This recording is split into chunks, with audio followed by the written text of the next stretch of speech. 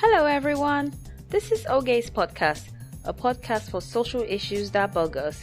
My name is Ogechi, aka Dr. Mindset. My background is in psychology management and law.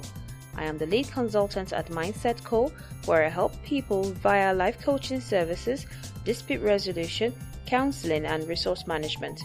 This podcast hopes to blend in fun and facts as we delve into your mindset. Episode 2, January 2019.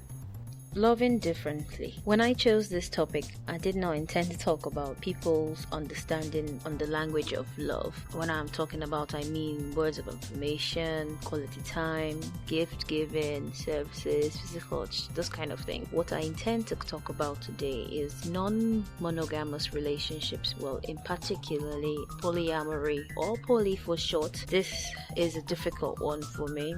Nonetheless, it is a social issue and it is growing fast. Started with trying to find out or get a definition of what polyamory is, and thanks to Wikipedia I found out that it was from a Greek word meaning several, and the Latin word amor, which meant love, and it was the practice of or desire for intimate relationships with more than one partner with the consent of all parties involved, which is quite key. It has been described as consensual, ethical, responsible, non-monogamy. Basically, the people involved are aware of what's going on and they're all engaging in the act of polyamory based on their free will. So people who identify as polyamorous believe that an open relationship is what they are engaged in. It's void of jealousy. They reject the view that sexual and relational exclusivity are necessary for deep committed relationship or long-term loving relationship. It has actually come under an umbrella for various terms of non-monogamy, where you have multiple partner relationship or non-exclusive sexual or romantic relationship.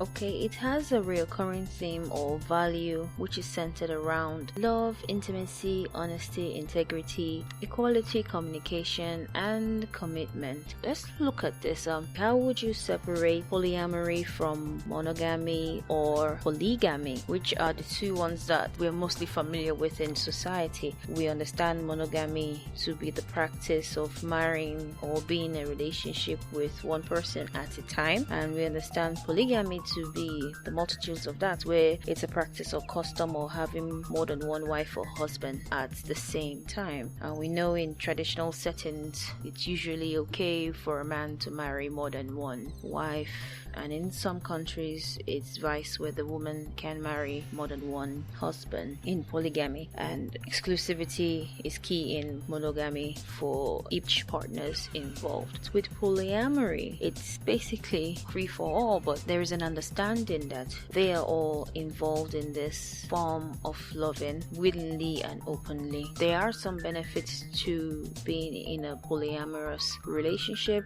and there are some setbacks or drawbacks. I wanted to look at, first of all, I was like, what's the big deal? Why are people engaging in polyamory? Why is this becoming a thing? Are we back to the days of the hippies and free loving years? I found that it basically stemmed from how infidelity in monogamous relationships were becoming more and more rampant, and being in a polyamorous relationship basically reduces the chances of infidelity in a relationship. So you don't even have to be bothered about going to cheat on someone or anything like that. You let your partner know that this is what's happening. I found somebody quite interesting and I would like to bring her into the fold, because you normally would have this discussion beforehand before you venture out and start a relationship with another person. Or some people in their polyamorous relationship, for some people their partners do not know each other, but they do know of their existence, as they know their partners are polyamorous and so are they. Some people like to meet or vet each other's partners, or some people like all partners to be relating. But one of the main benefits of having a polyamorous relationship is that it reduces the chance of infidelity in that relationship. There's also that thing of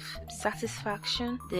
One of the core principles they believe in polyamory is that not one person person can satisfy all your needs. And being in a poly relationship, you get people that would satisfy your various needs. Could be emotional, could be physical, could be financial, could be social, various needs that you have, and this persons are satisfying them in their own individual ways. Also, there's a thing about having different techniques that you could explore in making sex more pleasurable for yourself and your partners, because everyone comes with their own background of experience in sex. So being in a polyamorous relationship, they get to bring that in, mix things up with the relationship. Some of them find that quite fascinating and enjoyable, also satisfying. Also, with the ability for individuals to discuss issues with multiple partners are potentially mediating and thus stabilizing the relationship and reduces polarization of viewpoints. That is very cool, because there are sometimes you're sitting with, if you're in a monogamous relationship, you're sitting with your partner trying to explain your point of view, and he or she is probably not just getting what you're saying, or is on the complete opposite end of the spectrum of the situation. But with a poly relationship, you have 2 or 3, maybe 4, depending on how many people are in that particular relationship. You tell them, this is where I stand on such and such an issue. What do you think? How do I go about this? Having such and such issue at work or at school. How do I go about making things right? And so much advice. And because they understand you, they know you, they're intimate with you, so they understand your innermost desires as a person, or your aspirations, what you want to become in society. So you have someone to bounce off your thoughts or your ideas with a multitude of people, not just one person, which is really cool. You also get that emotional support and structure from committed adults within the familiar unit. Keyword the familiar unit, also keyword committed adults, because they see this relationship as a committed relationship. They're not just jumping around from pillar to post or jumping around random partners. They actually are committed to these people, or their partners. They are committed to their partners for whatever reason, and they get that emotional support, and there's a structure that they get from that unit. Okay, and there's also a wide range of adult experience, skills, resources, and perspectives they can all draw from. Okay, somebody's having a problem getting a job, and one of them is a HR person. It can help them edit their CV and make it more presentable for the employment world. There's also that support they get from being in a polyamorous relationship. There are situations where there's a married couple, and a couple of years down the line they decided to open up their relationship and invite 1 or 2 or a few more people into their relationship. So they open up to be poly, and so sometimes the married couples may not be sexually involved with themselves anymore, but they still have that connection with themselves. So the other members of the poly group would supply the parties with the sincere romantic needs where they were not met, or where they cannot be met from their marriage. And some people see this as preserving an existing relationship. As they are all consenting adults, whatever they do within their home is basically their prerogative, and more emotional and intellectual sexual needs are met as part of an understanding that one person cannot be expected to provide all your needs. And that is the one thing that monogamy is hounding on, that one person is your all in all. And conversely, polyamory offers the release from the monogamous expectation that one person must meet all of your individual needs, be it sexual, emotional support, primary friendship, intellectual stimulation, companionship, social presentation, which all sounds really good advantages, I think, of being in a poly relationship. We don't have one person to meet all your needs. Though things start to get a bit complicated down the line, that's why I also decided to look at the drawbacks of being in a polyamorous relationship. Okay, it's not since polyamory is not protected as a gender or sexual minority by law, it means that most places will discriminate against people involved in this relationship styles, and it won't be illegal for them to do that. Unfortunately, you could be fired from work, you could be socially ostracized. Well, if that happens, you have your own unit of poly group that you can still socialize with. Or sometimes when things get bad, you could actually lose custody of your children. that is not healthy at all. It's very, very hard to be in a poly relationship in a world that is predominantly monogamous or polygamous. Culture, society, and religious rejections are facing you head on. Another thing, there's a huge jealousy problem with some poly relationships. There are times when the man might really like the girl and he'll do everything just to be around the girl, but he is by nature monogamous. He wants her for himself and he wants to be her every and all, but she by nature is more polyamorous. She likes to have different people in her life and everybody knows about each other. And the times where she's spending time with the other partners or they're showing themselves affection in front of said man, he might feel very jealous and make the whole relationship very awkward for all parties involved. And sometimes things could get really nasty within the relationship. There are things to also consider: STI, sexually transmitted infections, that members of the poly group could contact due to their multitude of sexual partners depending on the complexity of their particular poly relationship. Talking about complexity, it's a very, very complex romantic relationship, and you have to be a very strong-minded adult, keyword, to engage in a poly relationship. It's supercharged emotionally and intense with multitudes of people involved in your life. And there's an issue of I call it partner turnover. In large poly group sets, research indicates that the more often they experience exchange in memberships. There's also the issue of negotiation setbacks when you have to plan events, or a person wants one thing, maybe they all decided they want to live in the same house, choosing a location for the house. Maybe one partner likes the suburbs and the other partner likes the city life, or another partner wants to have children and another partner doesn't want to have children. So it causes, and they all love each other, they all care about each other, but these complications of making serious decisions: how much money are we going to put in to buy the house, who's going to contribute to what, if things break down, how do we split the assets, especially if maybe two of them are married legally but another party is also contributing towards the upkeep of the house. It's quite messy. We're going into so much complications and legal problems. Also, things like holidays, birthdays, celebrations, Christmas can get very expensive. Because you're committed to the people's lives, you have to remember their birthdays, buy Christmas gifts if that's the tradition that they have, and you also have to be there for them as best as possible. So much birthdays, anniversaries. So anniversary for poly member A, poly member B, poly member C. You all have to remember the dates that you fell in love, you make contact, and celebrate those things as you would do in a monogamous relationship. Okay. Also, I mentioned earlier, making decisions earlier can be quite tricky, and I mentioned about the holidays. Someone might like a tropical environment, another person may want to go for a ski trip, and that poly group all wants to travel together. There are ways around making the decision to make everything much easier for all members, but nonetheless doesn't make it less tricky. Okay. Also, when you go to the hospital, when you're filling out documentations, when you're writing your will, when you're filling out application forms, things like who do you put as your next of kin, who do you put as your emergency contacts, these things can be very confusing. One poly member will probably feeling a little bit jealous if another was chosen as third person's next of kin or emergency contact, case may be. Okay, so it can get quite messy with a polyamorous relationship. As much as it has its benefit to the parties involved, it also has its setbacks to the parties involved. Another thing I want to talk about is how polyamory affect the children born into a polyamorous home, or children that find themselves having their parents open up their relationship. How does it affect their upbringing and their mindset? How does this work out for them? I know it's an African adage that it takes a village to raise a child. It's basically the same principle that the polyamory community believes in, that parenting was once much more of a community effort with your neighbors, your elders, your extended family, pitching it all in to raise the child. But with the poly group, you've got all of that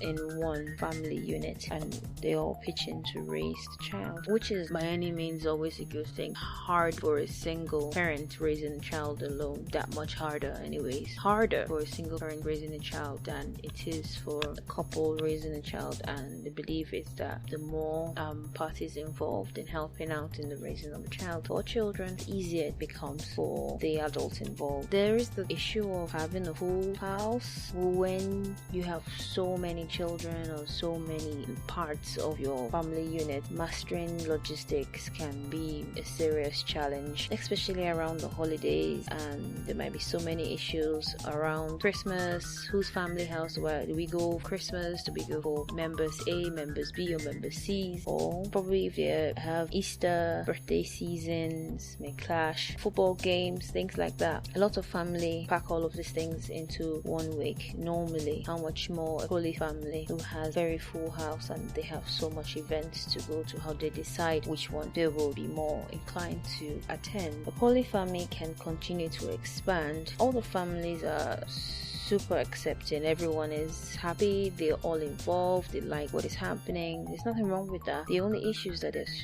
so much of how do you manage this full house? A poly family can continue to expand because of what they call the metamors. That's the partners or partners, and they will come with their own set of partners as well. And though in such a situation like that, when they come with their own set of children and partners, the children in the poly relationship get more playmates. They grow up in a larger family unit. Though we need to consider when you have additional parents, you get double of everything, including double parenting styles or triple parenting styles, and this could cause a clash. Some parents may decide they will prefer a more strict upbringing, some may prefer a more liberal upbringing, and if poly unit has such a problem whereby one of the parties is more liberal and the other party is very strict, they might start having conflict within the second, and it could also lead to a breakup. There was a study that was carried out in 2009 that found that one of the most commonly cited disadvantages of poly family is the kids' pain of having to say more goodbyes to beloved partners more frequently, because a great deal of people in the world have very set ideologies as to how they want their children to be raised and how they want their families to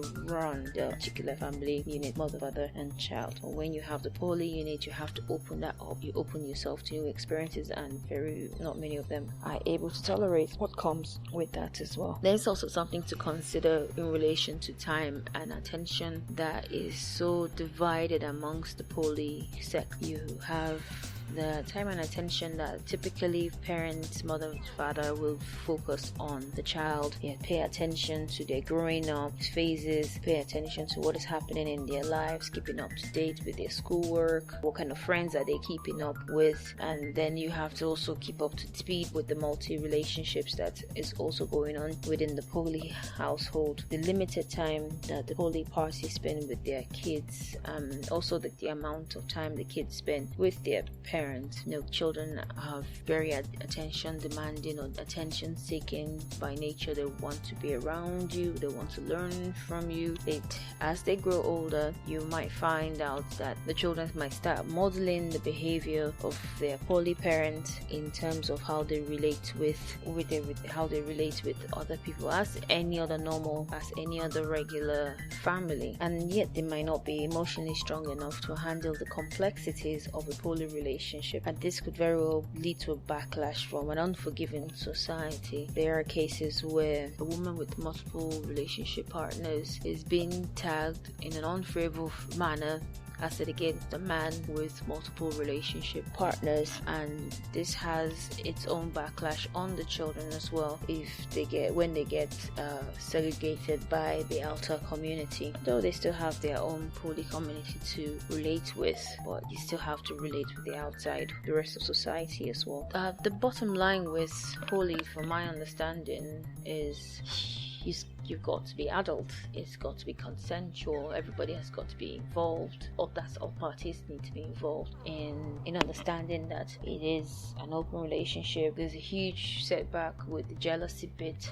A lot of people are not able to share their partners, though there are relationships in there. They are poly relationships where the sexual intimacy happens with maybe one or two partners, while the other partner supports in provides an emotional support for the partner as well. So it depends basically how each party organizes their own polyamory sector. Okay, tell me what you think about polyamory. Do you know any polyamorists around you? Would like to hear your stories? Hit me at hello@mind-setco.com and I'll get back to you. Thank you so much for listening to the podcast. This has been a podcast brought to you by Ogechi, and it's Oge Social Issues Podcast. A special thanks to Ben Sounds for the music, Funky Element. Thank you.